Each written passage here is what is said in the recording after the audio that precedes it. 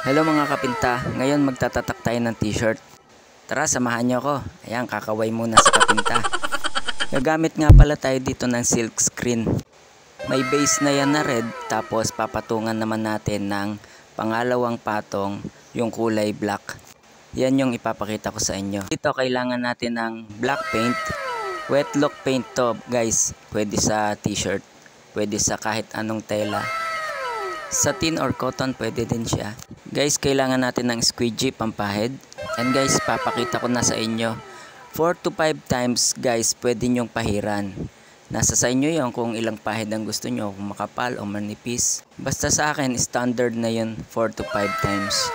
Ayan guys, pag inangat nyo yan, makikita nyo na yung kabuuan ng print. Smile nga pala yung design dyan kasi yun yung pangalan ng group namin. Ayan guys, ngiting-ngiti.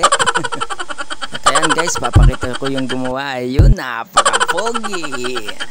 At dito nga, same procedure pa rin tayo. Kuha tayo ng paint at saka squeegee. And then, squeeze lang 4 to 5 times. Guys, kung wala kayong squeegee, pwede kayong gumamit ng mga lumang tsinelas. Ikat nyo lang yung lumang tsinelas, tapos tasahan nyo ng konti na medyo patulis. Okay na yon guys. Ayan guys, kumaway na naman si Kapinta. Napakaangas! Napakadaling mag-print ng t-shirt guys. Basta meron kayong silk screen, squeegee, at rubberized paint or wet look paint. Yung pintura niyan guys, mabibili nyo sa mga printing shop. Ako, nabili ako sa Royce at saka sa Tulco.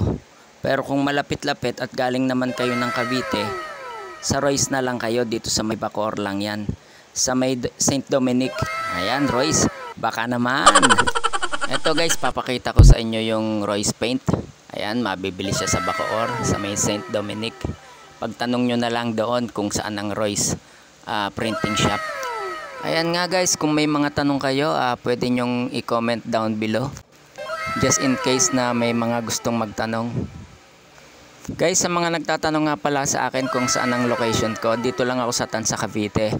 Kung sino yung gustong magpa-mural, kasi marami nagko-comment, hindi na nagre-reply.